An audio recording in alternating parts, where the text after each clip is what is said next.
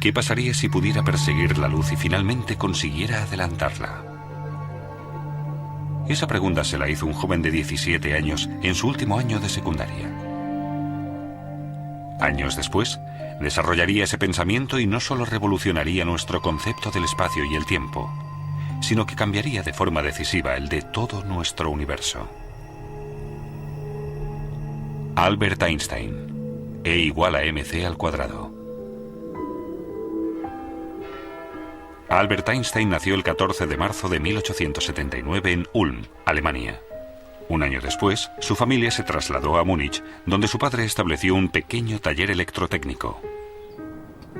En 1894, cuando toda su familia se marchó a Italia, él se quedó solo en Múnich para terminar el bachillerato en el Instituto Luitpold.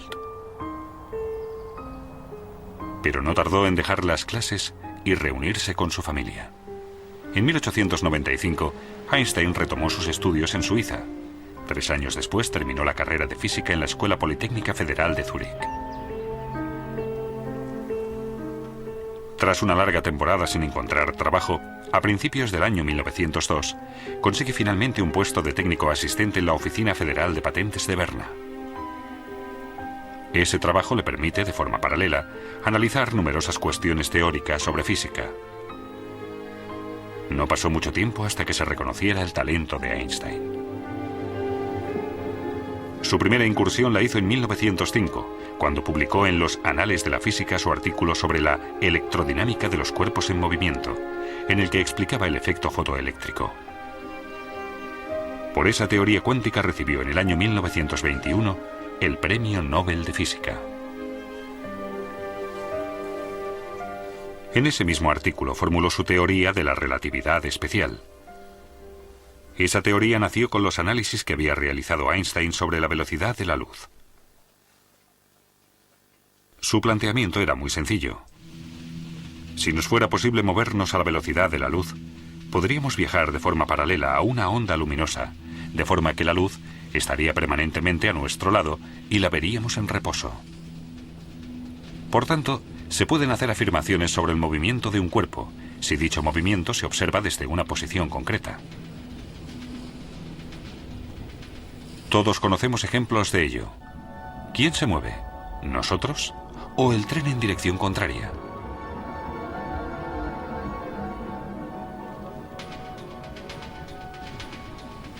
Algo parecido pasa cuando un coche circula, de forma paralela, a la misma velocidad que un tren.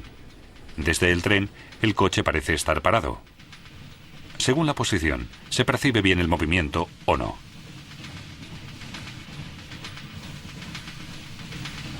Cuando un pasajero avanza hacia el principio de un tren, desde los ojos de un observador de fuera se suman las velocidades del tren y del pasajero. Si 2 personas van a la misma velocidad y una sube a una cinta transportadora, se suman las velocidades de la persona y la cinta transportadora.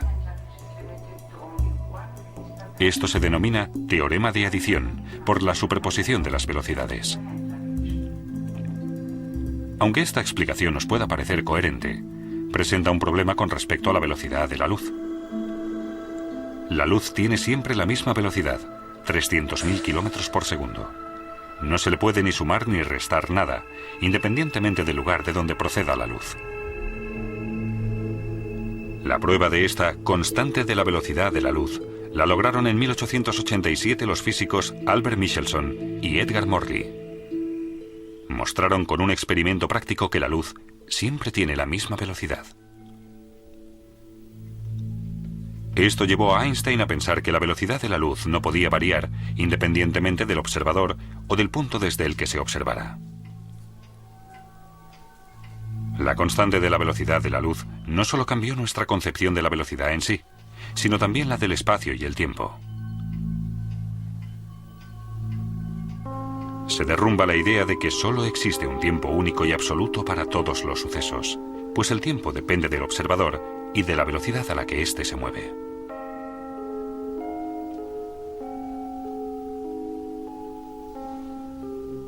Una explicación de la teoría es la del reloj de luz. Un reloj de luz consta de 2 espejos situados uno enfrente del otro. Una partícula de luz, denominada fotón, se mueve de un espejo al otro a la velocidad de la luz. Cuando el fotón choca con el espejo, recibe un impulso, gracias al que podemos medir el tiempo.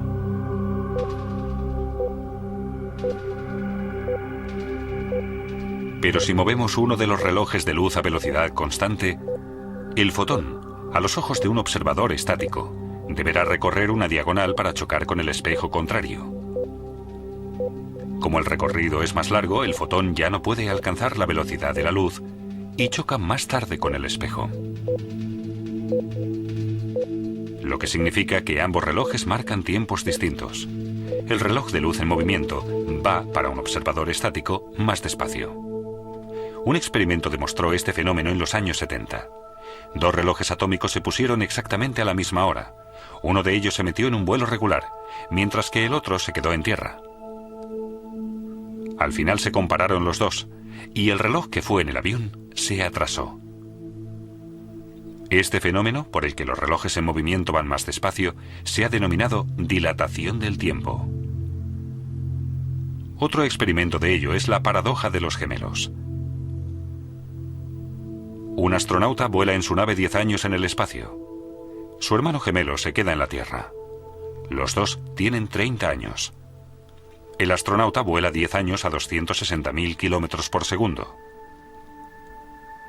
Después regresa a la Tierra, para lo que tiene que invertir otros 10 años. Cuando regresa tiene 50 años de edad. Sin embargo, al llegar comprueba que su hermano ha envejecido un total de 40 años y en la fecha de su regreso ha cumplido ya 70 años. Pero los viajes a la velocidad de la luz no son una fuente de juventud. Cuando el astronauta regresa a la Tierra, comprueba que ha envejecido a la mitad de velocidad, pero durante su viaje también ha vivido la mitad. Ha comido, bebido, pensado y dormido la mitad. En 1959 se demostró, mediante un experimento sobre la aceleración de las partículas realizado con muones en el Centro Europeo de Investigación Nuclear en Suiza, que esos sucesos no solo se dan en un ámbito científico, sino en la vida real. Los muones son partículas de la familia de los electrones. La particularidad que tienen es su corta vida. Solo 10 microsegundos después de formarse se vuelven a dividir. El experimento demostró que si los muones se aceleraban hasta casi la velocidad de la luz, viven 3 veces más. Con la aceleración, su reloj interno se ralentiza realmente con respecto a los muones estáticos.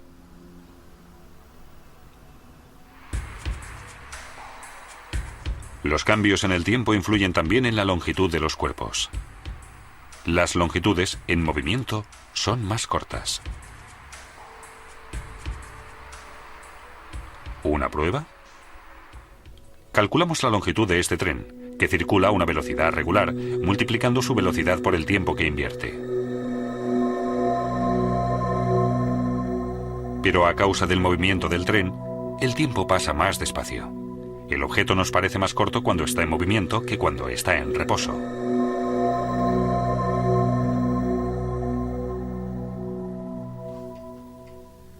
Mediante su teoría de la relatividad especial, Albert Einstein estableció un nuevo concepto del espacio y el tiempo, en el que demuestra que ambas dimensiones, consideradas hasta entonces independientes la una de la otra, son dependientes en realidad.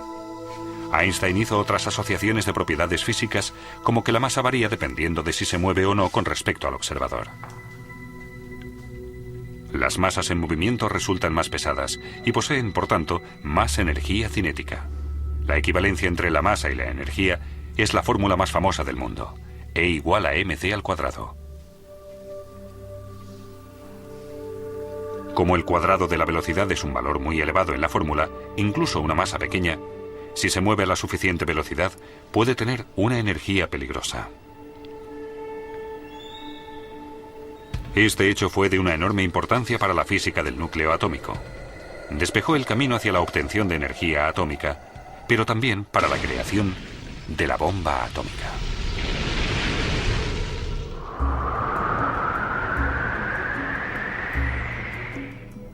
De la teoría de la relatividad especial, también se deriva el hecho de que no se puede superar la velocidad de la luz.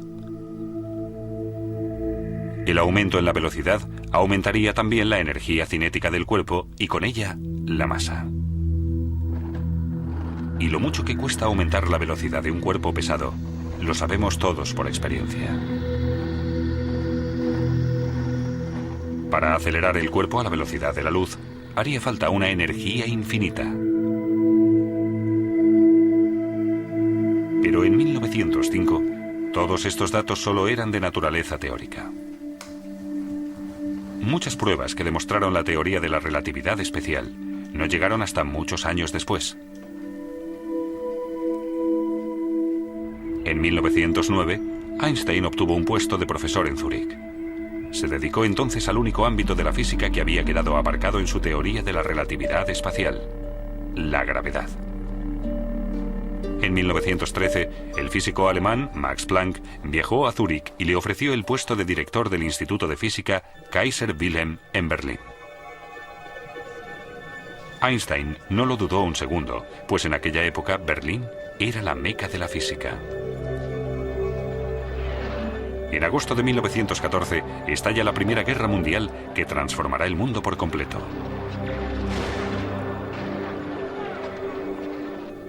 Durante la guerra, Einstein siguió trabajando tenazmente con el fin de encontrar una solución definitiva al problema de la gravedad.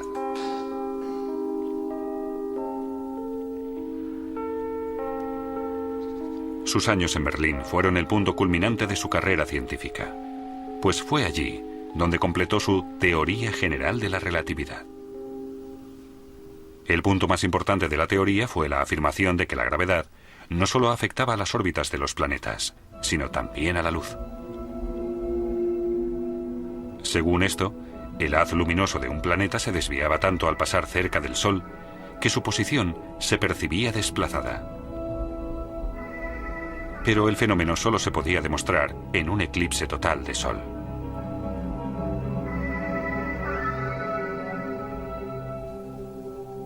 En noviembre de 1915, Einstein calculó que el ángulo de curvatura del haz luminoso de una estrella al pasar cerca del Sol era de 0,3 grados. En primavera de 1919, una expedición científica inglesa partió al Atlántico Sur para fotografiar un eclipse de Sol. Y efectivamente, la expedición confirmó los cálculos de Einstein.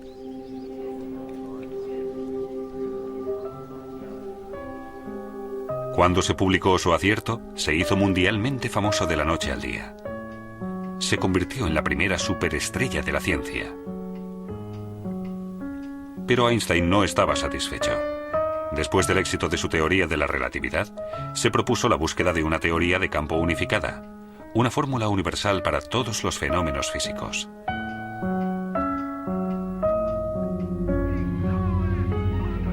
Albert Einstein era judío. Cuando Hitler subió al poder, emigró a Estados Unidos. En el campus de la Universidad de Princeton, continuó sus investigaciones en busca de la teoría de campo unificada. Pero esta vez, su propósito fracasó. Albert Einstein murió el 18 de abril de 1955 en el Hospital Judío de Brooklyn, Nueva York. Ese día, el mundo perdió al físico más importante del siglo XX. El hombre, que con su teoría de la relatividad parecía haber vencido al tiempo, tuvo que doblegarse como un humano más ante el fin de sus